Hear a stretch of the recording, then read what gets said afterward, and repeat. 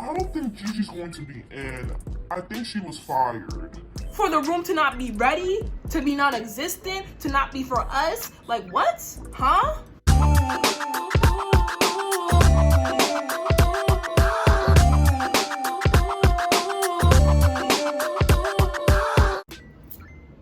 Good. Okay. So, okay. Should I make it taller? Okay, I'll just use my discretion. I'm gonna take a little sip. So some tea, guys, cause I have a lot to discuss in this video. I didn't even tell y'all who I am. Let me tell y'all who I am. Hey guys, what's up? My name is Nneka. And since I'm a Howard student, I'm gonna give y'all my Howard intro just so you know. Just a little something. A little something. I am a freshman radiation therapy major from all the way from Long Island, New York. So I'm gonna be telling y'all my little story on how, well, it's not really a little story, my current predicament. Yeah. I'm gonna tell you a little bit about how Axis left my brother and I stranded and homeless at Howard. So yeah, so if y'all see me looking down, it's because I got my laptop with my notes. I know y'all see how many, like, it's not even all of it. I'm just giving y'all background information so y'all got the full picture, you know what I mean? Or as full of a picture as I can give. So Axis, also known as Axis at Howard, is an apartment building owned by Howard University. And if you know anything about HBCUs, or if you're an HBCU student yourself, you know that administration tends to be trash. And the same goes for the management at Axis. From what I've experienced, this administration ain't all that. And because of COVID, Howard University closed down its dorm. Yes, so no one's able to dorm on campus. My brother has to be in DC because of his major. And my mom asked me, yo, you want to go to DC with Bucci? And I said, yeah, yes. Staying for fall semester was already trouble. It was no good, like no bueno, like not for me, bro. And that's why we need to be in DC. This is not our first time dealing with Axis. They know us, we know them. We built a relationship because Bucci stayed here last semester. So, you know, like we good, like, you know what I mean? Like there shouldn't have been any problems. But obviously that's not what happened. Okay, so it's early December and my mom and Bucci started calling Axis trying to get an apartment situated for us, right? 70% of the time when they called Axis, no one would pick up. I'm talking straight dial tone. I'm talking straight voicemail. Mailbox is full. Please call again at another time. Like, huh? Like, how are you an apartment building, but you don't have people manning the phone? Disgrace. What? That was red flag number one. That was red flag number one. So 20% of the time when we would call, we would tell them, hi, yes, we're trying to get an apartment to stay here for the spring semester. And they would say, Oh, I'm sorry. You're gonna have to talk to Gigi. Yeah, you're gonna have to talk to Gigi. Gigi is this worker at Axis. And let's say that you wanted to get an apartment at Axis. You have to go through Gigi. Like, there was no ifs, ands, or buts about it. Like, you have to go through Gigi in order to get an apartment. Oh, okay, no problem. Can you transfer us to Gigi? Oh, I'm sorry. Gigi's not in today. Okay. When will she be in? Can I get tomorrow? Like, we were getting the roundabout. Like, we didn't know what was going on, and they didn't seem to know what was going on either. So we were just calling in every day, hoping that she would be there or pick up the phone. So now for the remaining 10% of the time that we would call, they would pick up, and it would be Gigi. And whenever she did pick up, it was actually nice because, you know, we would get stuff done, we would get information, we would get stuff solved, like, you know. So we're talking to Gigi and we're telling her the situation. She's already familiar with us because Bucci was here last semester, and they were telling her like, hey, Bucci's little sister, me, moi, Nneka, hey, and we need an apartment to house the both of us. And so Gigi was like, oh, well, y'all can't do a studio because that's only for one person. And a studio is what Bucci did last semester.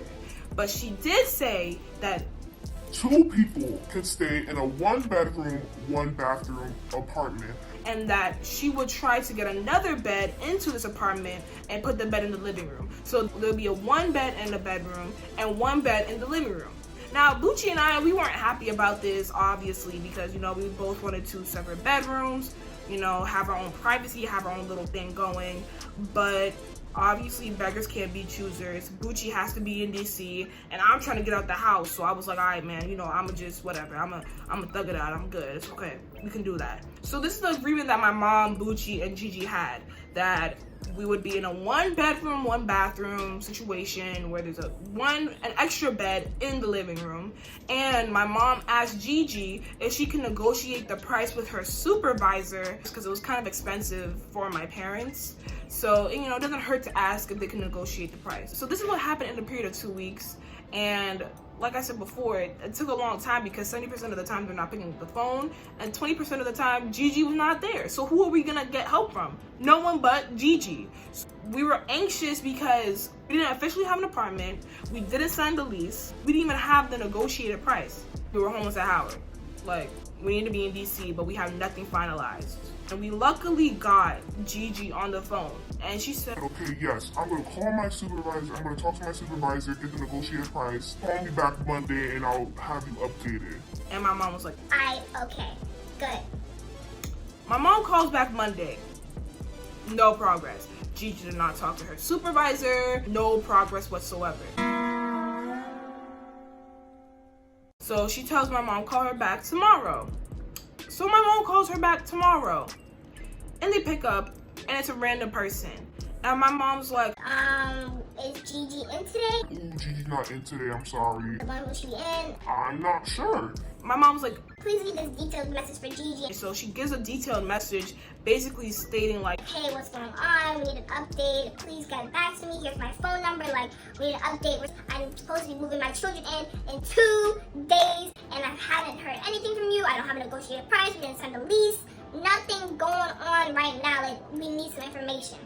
So now it's Wednesday. It's the day before we move in, and my mom calls. Gigi does not pick up the phone. Oh, Lord. It's somebody else. And we're gonna call her Jasmine. So Jasmine picks up the phone, and my mom's like, hey, can you transfer me to Gigi? I need to talk to her. I'm supposed to be with my children in tomorrow, and I haven't heard from her. Jasmine tells my mom, I don't think Gigi's going to be in. I think she was fired.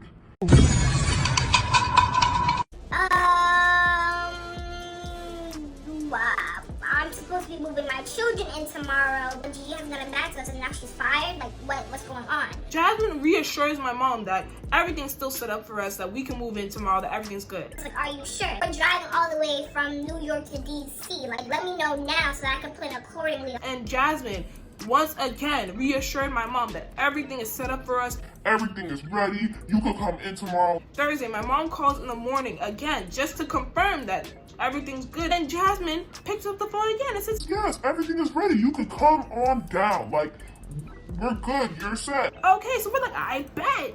So we head on off. And that's where the vlog starts. Now we're driving. There's no turning back. And we eventually get to Axis 4.5 hours later. And we are greeted by Jasmine. And we're like, hey, hello, how are you? This is us. We were calling you on the phone. We talked to you yesterday and this morning. You said everything was ready for us. Can we go to the room, please? And she was like, oh yes, I just need to get the key. I'm waiting on my supervisor to bring down the key. Just wait a moment, please. And we're like, okay, all right, no problem. She tells us to sit in the waiting room, and so we do, and we're waiting. And so 5 minutes pass, then it goes to 10 minutes, and then it goes to 20, and we're like, okay, hello, what's going on? And Jasmine's like, oh yes, I'm still waiting on my supervisor. We're going to call him Aaron. I'm waiting on Aaron to bring down the key for you guys. Go grab a bite to eat and then come back. We said, okay, you know what, fine, whatever, let's just go. So we end up going to sightsee, and that's where y'all saw the footage of the Capitol building the day after the riot. And so while we're driving through that, we get a call from a random number, and it's Aaron. And he's telling us to come back and that there was a mix-up.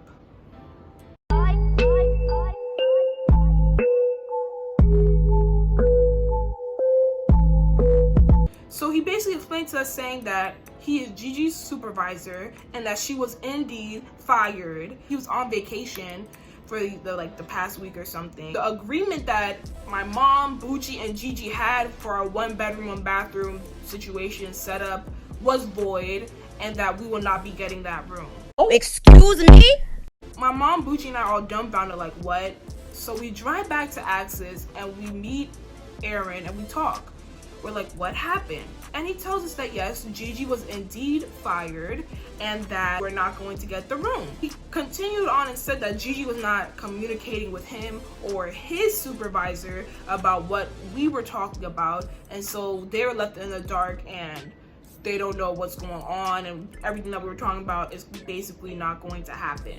The preparations were not made. Somebody else was supposed to have that room. Just BS, just complete BS. We were upset because not only did we fill out an online form for it, we were talking to Gigi about it for 3 weeks. Jasmine reassured us that the room was ready several times, and we drove all the way from New York to DC for nothing?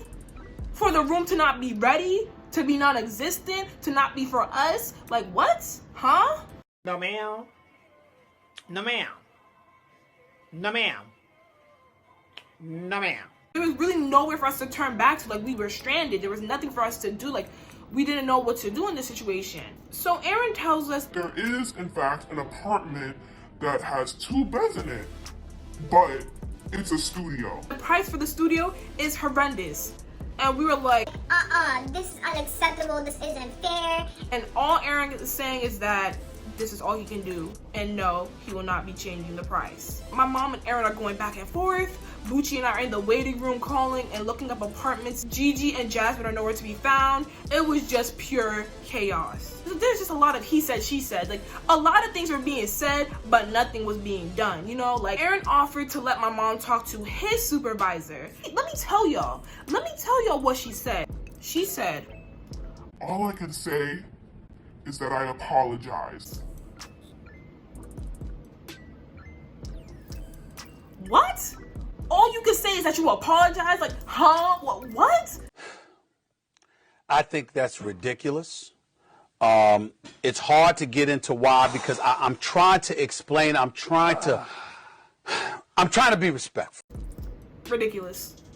Like, you're not serious right now, right? Like, all you can say is you apologize. All you can say is you sorry. Like, bro, what? Like, what really is that going to do for us? Bucci and I need to be in DC. My mom has to drive back to New York that night because she has to be at work the next day. We can't go to a hotel for the night because who's gonna help us move in our stuff? It was all just so chaotic. So we eventually agreed to take the studio that I'm in right now for the horrible price point that it's at. And yeah, like that's really it. That's where the story ends. I lost. That was the story time on how Axis left my brother and I stranded and homeless at Howard. Great. So like, comment, subscribe, share, and yeah, I hope y'all enjoyed the video. Bye guys. Kind of getting auburn from her. My hair fighting me.